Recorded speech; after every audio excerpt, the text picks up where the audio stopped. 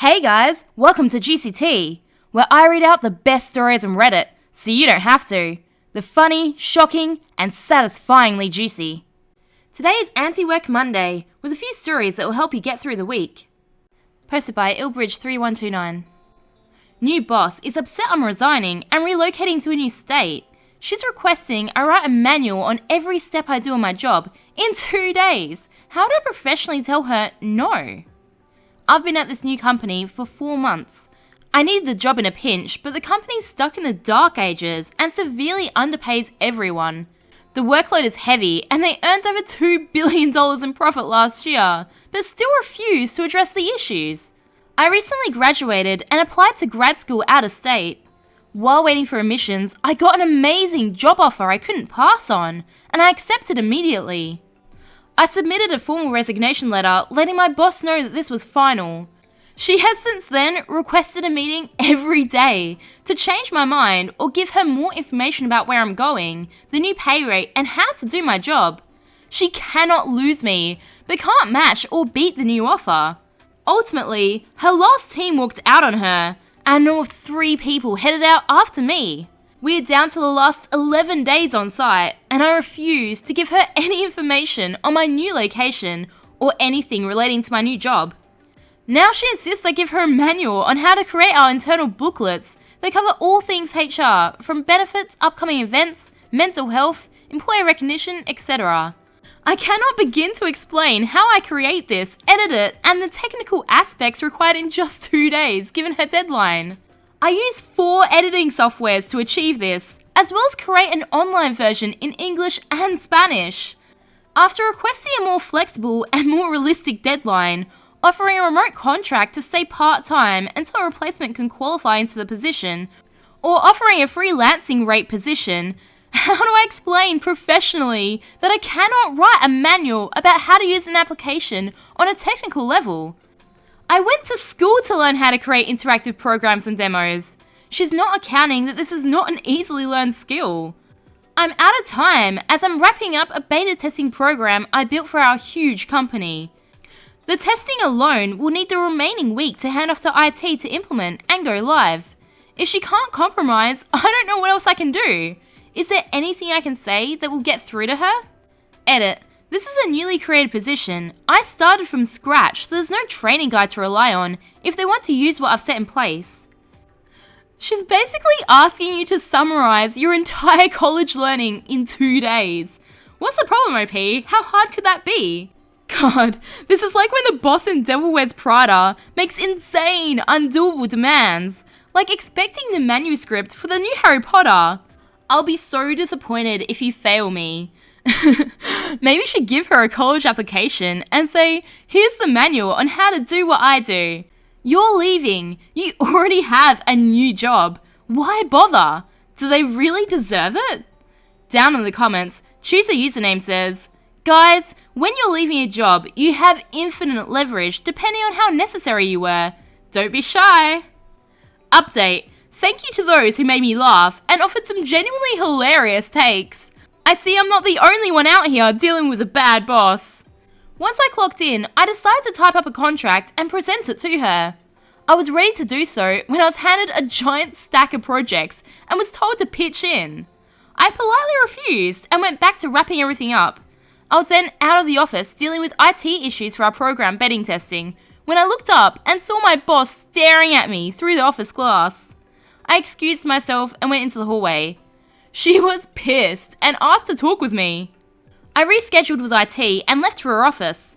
She said she went through my drive, found my work, and needed me to walk her through it now because she can't see why it's so hard for me to just write it down. So I did just that. I used every technical term I could think of. Nearly 5 minutes in, I stopped and said, now, how would you like me to document what I just said? She looked ready to cry and said I could go back to my desk. I thought it was a victory. However, on her way out, she told me to get with my backup and to reapply for my position when I'm back in town. She said she would hold the job for me. I reached out to this person to give them a heads up. As of today at 5:07, this person informed me they'll be out for 2 months at minimum and left this week on leave. I thanked them and asked if our boss is aware. Our boss approved the leave and has now scheduled me to train the person who will not physically be in the building to work. I think she forgot. So, now I'll not be following up on any of this. I'll be cutting back until my time is up. Fingers crossed we make it to the finish line. Down in the comments, SR Homeless Person says, "That happened to me a long time ago. I pretended to work real hard on it for a few days, asking other coworkers for procedures and things, see what specifics they thought of. In the end, I wrote, 'Treat your staff better. Maybe you'll get better staff.' It must have been hell there after I left. No one knew how to do anything or what the rules were. I gave them 2 months notice and they asked me for this 3 days before I left." OP replies and says, "With your blessing, can I use this?" Final update. Due to legal advice and reasons, I'm not able to post any communications like I want to. If and when I get the green light, I'll post. Fantastic! I'll keep an eye out for that. As many of you have guessed, my old boss did not handle my departure well. From what I'm told, she's still struggling mentally and emotionally, basically taking it out on everyone and anyone. My typical day in my final week consisted of meeting after meeting where she'd rant about me negatively to the whole team and create unreasonable demands to add this or that to the manual. Oh my god, this reminds me of the story I told last week of when I walked out of a toxic workplace and left them scrambling. I'll link it in the description below. I want to be absolutely clear, I never created a manual and I intentionally told her no every chance I got. She even demanded that I change my original resignation in my exit interview. This is where I lost all F's to give. I didn't change a word and proceeded to write the most critical review I've ever given. Then I emailed it to her boss and myself. She had no choice but to leave me alone. After the exit interview, I cleaned my desk. All notes shredded. Managed subscriptions lapsed. Demos returned, and any pending unapproved content material or media removed. Equipment was walked back to IT. My project never went live. All my accounts were disabled, and only I have all the passwords. I made sure to reassign generic passwords, then leave it alone. My replacement came back from leave early, but due to the pain they were experiencing, couldn't even stay awake to discuss anything, so I would just let them sleep. My boss was pissed to learn that I wasn't making them stay awake the whole day. When she was reminded that I'm not doing that, I spent the whole day getting yelled at. We did 0 training. On my last day, I literally did absolutely nothing. I took a long lunch, walked the floor, and enjoyed good breaks. Towards the end of the shift, people were panicking, asking me questions, calling and texting. But not once did I follow up. I took my time to block all the numbers, then I left early, as soon as payroll captured all my punches. Currently, I'm enjoying the new city, my new job, and spending time with my boyfriend. My stress is all the way down, and I'm no longer worried about my karma. I have a great home life now, and a great salary to assist with therapy. While I'm overwhelmed with the change, I'm happy and safe. I can't talk about the new job, but it's a 10 out of 10. I've already been offered a 3-day paid vacation since leave renews soon. They care about my difficult transition. I do get calls, texts and emails from the team. It's always about help or how I left them high and dry. Nor can pick up the projects, nor explain to business solutions the next phase. Per my old desk mate, our supervisor has asked to bring me back remotely or send a conditional offer to negotiate. So I'll be changing my number and getting a new email ASAP. The offer requires me to move back in 1 month, write SOP to my job, and provide technical training to all department staff. Pay not mentioned. No. Boss organises a poker game to determine end-of-year bonuses. Posted by Alison Green. Is it legal for my husband's boss to have his employees play poker to determine their bonuses? Backstory. Last winter, the owner of the company, Michael, declared that Christmas poker would be played in the office. So Michael walks in like Santa Claus, with thousands of dollars worth of quarters in his jolly sack, and the Hunger Games of bonuses ensues. Coworker pitted against coworker, and they duked it out for coins. My husband is apparently decent at poker, and came home with about $1,000, yes, in quarters, and a few new video games that he'll never play. Most others weren't so lucky, and the bottom people were given about $200 in consolation prizes, though they'd worked there for much longer than my husband. This year, it feels different, because last year he was new and didn't even know if he'd worked there long enough to merit any sort of bonus. But this year, he did some critical work for the company and was told that he'd get a big raise and a bonus a few months ago. Then he was told that finances were tight for the company, so not to plan on any pay rises until next year. Now we find out that Michael used company money that he could have used to compensate my husband on an extremely expensive poker prize for this year, a used Hummer. Does he have grounds to stand on legally from this experience? If not, what do you do? File a report with the Better Business Bureau? Responses. There's no law against employers using ridiculous methods to determine bonuses. Managers can base bonuses on pretty much anything they want to, as long as it's not specifically prohibited, like race, sex, or religion. An employer could allocate bonuses based on who drives the cleanest car, or who has the best musical pitch if they wanted to. It'd be a terrible management system, but it'd be legal.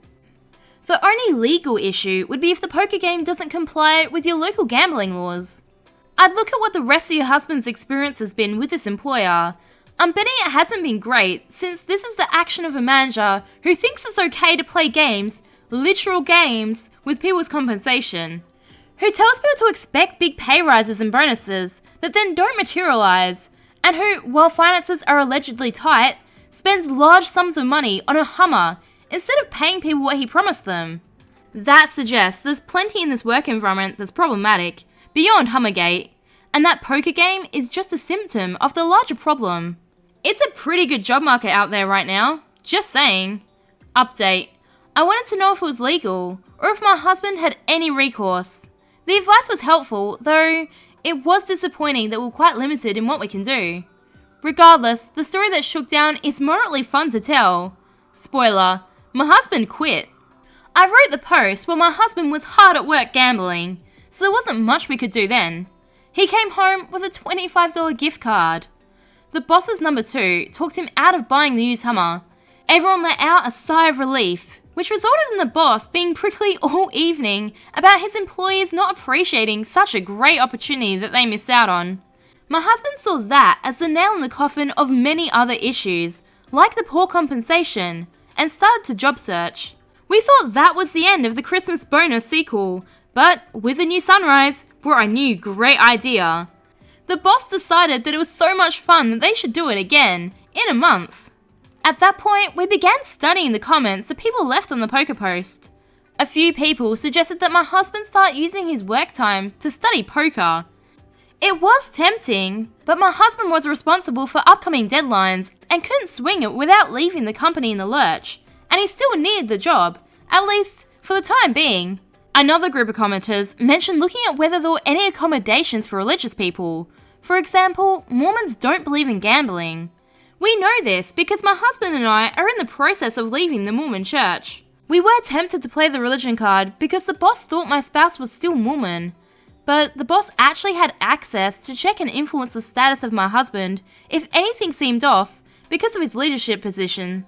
The boss was quite disapproving of people leaving, and of course, much worse religious discrimination happens that goes unchecked, so we aborted the mission.